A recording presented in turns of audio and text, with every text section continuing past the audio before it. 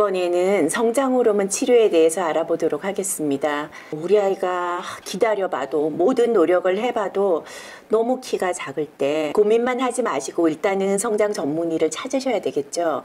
그래서 성장 호르몬 검사를 한번은 해봐야 될 수 있습니다. 아이가 정말 키가 계속 친구들보다 너무 얼굴 하나가 작다. 계속 학교에서는 1번, 2번이다. 1년에 한 4cm도 안 자란다. 라면 일단은 전문의를 찾는 것이 중요하죠. 그래서 이 아이가 성장 호르몬이 부족인가? 부족은 아니지만 안 크나? 이것을 일단은 확인을 하는 것이 무엇보다 중요합니다. 성장 호르몬의 부족은 아니지만 너무 안 크는 경우에 과연 치료를 그래도 해야 하나? 혹은 언제부터 해야 할까? 조금 더 기다려 봐도 될까 고민을 많이 하시죠. 성장 호르몬은 언제 치료하느냐? 언제부터? 사실은 그 효과만 보자면 빠르면 빠를수록 효과는 좋습니다. 성장 호르몬 결핍증으로 진단된 경우에는 전 세계적으로 이 아이가 2살이건 4살이건 진단되자마자 치료를 보충하는 것이 키에 대한 효과뿐 아니라 성장 호르몬이 뼈도 튼튼하게 근육도 아주 더 튼튼하게 뇌에도 혹은 심장에도 모든 부위에 작용을 하기 때문에 빨리 보충을 하는 것이 좋은데요. 성장 호르몬 부족이 아닌 가족성 저신장, 그냥 원인을 모르는 안 자라는 아이의 경우에 언제 치료를 할 것인가. 아까도 말씀드렸지만 성장판이 부드럽게 열려있는, 어리면 어릴수록 효과는 좋아요. 그러나 성장 호르몬은 매일 주사로 해야 됩니다. 먹는 성장 호르몬이란 거 없고요. 매일 피하 주사를 해야 되는데 그 주사가 바늘이 아주 가늘어요. 별로 그렇게 아프지는 않아요.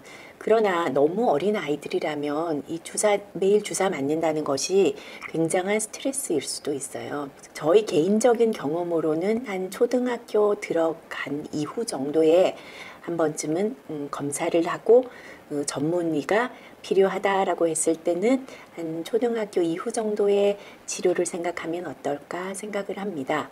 그런데 가능하면은 늦게까지 기다리다가 중학교 돼서 중학교 1학년, 2학년, 3학년 이럴 때 성장 호르몬을 치료하면 효과가 굉장히 적어요. 시작은 보통은 초등학교 들어간 이후 정도를 생각할 수 있고 사춘기의 증상이 나타나면 이제 최종 키까지 몇 센티미터 정도가 더 큰다를 대략은 예측할 수가 있습니다. 특히 여자의 경우에는 가슴 몽우리가 생기고 나서는 최종 키까지 한 23cm 이상, 잘 커야 25cm 정도가 되기 때문에 사춘기의 증상이 시작되었는데도 키가 너무 작다면 치료를 한 번쯤 생각해 볼 수가 있습니다. 그런데 1년 치료에 과연 얼마나 클까요? 이것도 사람마다 굉장히 달라요. 저희 경험으로는 한 1년 치료에 자기 자라는 것보다 한 3cm 정도가 더 자라는 것 같습니다. 그래서 한 2년 정도 치료하면 자기 크는 키보다 한 4, 5cm 정도가 더 크게 되면 이 정도에 만족하고 난 자연적으로 키우겠다면 한 2년 정도 하는 경우도 있고요. 물론 한 1년 하고 이 정도만 해도 나는 좀 잘 컸으니까 그만할 수도 있고요. 물론 한 3년, 4년 하는 경우도 있어요. 그래서 반드시 몇 년을 채워야 되는 것은 없습니다. 그동안에는 그러면 어떤 방법으로 치료를 하는가? 보통은 병원에 와서 첫 진료를 하고 한 달에서 3달 간격으로 병원을 다시 가서 집에서 매일 피하 주사로 저녁에 주사를 받게 되고요. 병원에는 한 달마다 갈 수도 있지만 한 3달마다 정도는 가서 얼마나 컸나, 사춘기의 단계의 변화가 있나, 다른 불편한 증상은 있는가를 체크하게 되고요. 보통은 한 6개월 정도가 되었을 때는 뼈 사진, 성장판 상태를 보고 혈액 검사 를 통해서 다른 변화들이 어떤지를 검사를 하게 됩니다. 그래서 3개월마다는 꼭 병원에 가서 재진료, 6개월마다 정도에서는 재검사를 하게 되죠. 그래서 전문의가 판단을 해서 이 정도 치료를 하면 이제는 자연으로 좀 성장을 봐도 더 클 수 있겠다. 혹은 이 정도 치료 후에는 이제 성장판이 너무 많이 다쳐서 효과가 그렇게 크지 않겠다. 이런 것들을 판단해서 치료 종료의 시기를 결정을 하게 됩니다. 근데 성장 호르몬 비용이 굉장히 비싸다던데 보험 적용이 될까요? 많이 물어보시는데요. 성장 호르몬이 결핍이라면 당연히 보험이 될 수가 있어요. 그리고 염색체 이상으로 못 자라는 터너 증후군의 경우에도 당연히 보험 적용이 되고요. 터너 증후군과 좀 비슷한 모습을 가진 누난 증후군이라는 것과 혹은 또 상당히 비만이면서 키가 많이 안 자라는 프라드-윌리 증후군에서도 보험 적용이 되고요. 또 콩팥 기능이 많이 안 좋아서 못 자라는 경우에도 보험 적용이 됩니다. 그리고 저출생 체중아 굉장히 중요한데요. 상당히 많아요. 40주 10달을 다 채우고 태어났는데 우리 아이가 남자 2.8kg 미만, 여자 2.7kg 미만으로 출생하였고 현재 키가 300분위수 미만이라면 이것도 보험 적용이 돼요. 그런데 성장 호르몬이 혹시나 암을 유발하지 않나요? 백혈병을 유발한다? 무슨 암을 유발한다 하는 많이 걱정을 하시는 것 같아요. 그러나 여기에 대해서는 현재 전 세계적으로 많은 대규모 연구가 이루어졌고 이것이 암을 발생시키지는 않는다라고 결론이 났습니다. 물론 성장 호르몬은 모든 세포를 잘 자라게 해요. 백혈병이 있는 경우에 병이 완치되었다고 생각했는데 남아있는 미세한 백혈병 세포를 조금 더 잘 자라게 하는 경우가 있었는데 최근에는 그런 경우가 흔하지가 않고요.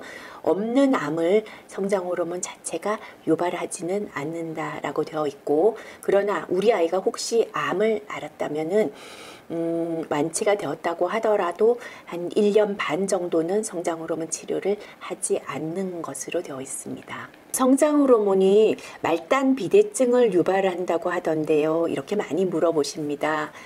그렇지 않습니다. 성장한다는 것은 성장판이 잘 열려 있을 때 그 뼈의 길이 성장이 일어나는 것이거든요. 그런데 만일에 성장판이 다 닫힌 경우에 우리 몸에 성장 호르몬이 과다하게 노출이 되면 말단 비대증이 있을 수가 있어요. 이때는 약간은 손발 끝이 조금 뭉툭하거나 혹은 그 턱이 조금 길어지거나 혹은 코가 살짝 뭉툭하거나 그럴 수가 있습니다. 그러나 어떤 전문의도 성장판이 닫힌 이후에 치료를 하지는 않기 때문에 우리가 보통 초등학교, 중학교 때 성장판 검사를 해서 성장판이 열려있는 상황에서 성장 호르몬 주사를 맞았을 때는 말단 비대증은 없습니다. 성장판이 잘 열려있고 우리 아이가 아주 키가 성장 호르몬 치료에 의해서 잘 크는 아이들이 있어요.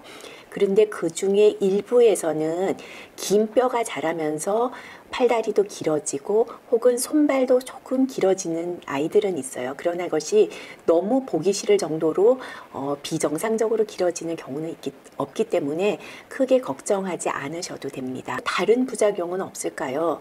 많이들 걱정을 하시는데 사실 이 성장 호르몬이 지금 처음 사용이 된 것이 1985년이었고요. 지금 30여 년 이상 사용되면서 전 세계적으로 조그만 부작용이 일어나도 여기에 대한 보고들을 종합하게 되어 있습니다. 그래서 실제적으로 부작용이 별로 없습니다. 그러나 저희 경우에 조금 경험하는 것은 아주 급성장을 할 때에 척추 측만에 대해서는 한 번씩 생각을 해봐야 됩니다. 처음에 조금이라도 굽어 있는 정도라면 많이 자라는 동안에 약간 더 척추가 휠 수도 있기 때문에 이 척추 측만에 대해서도 저희가 체크를 하고 있습니다. 아주 급성장을 할 때 약간의 근육통, 관절통이 있을 수도 있고요. 아주 드물게는 성장 호르몬을 처음 치료하는 한 달 정도에서 살짝 두통이 있는 경우도 있어요. 살짝 점이 조금 더 자라는 경우 혹은 사춘기 남자아이들에서도 조금 살찐 아이들은 여성용 유방이 있는데 살짝 그게 더 발달되는 경우도 있기는 하고요. 아주 뚱뚱하여서 숙면 무호흡이 있는 이런 경우라면 약간 인파도 조금 비대되는 경우도 있는데 거의 흔하지는 않습니다. 기본적으로 아주 뚱뚱하고 혈당이 높다 이런 경우에 혈당을 살짝 증가시킬 수도 있고요.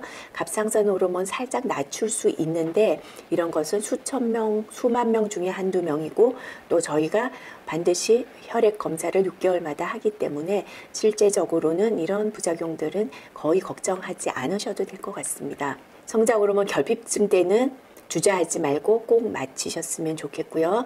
성장 호르몬이 부족하진 않지만 키가 100명 중에 1번, 2번이고 고학년 정도가 되어도 정말 안 자란다면 성장 호르몬 치료를 고려해 볼 수가 있을 것 같습니다. 반드시 전문 의사를 찾아서 전문의가 처방을 하는 그 용량에 맞춰서 매일 한다면, 그리고 주기적인 검진을 받는다면 부작용은 아마 전혀 걱정하지 않으셔도 될 것 같습니다.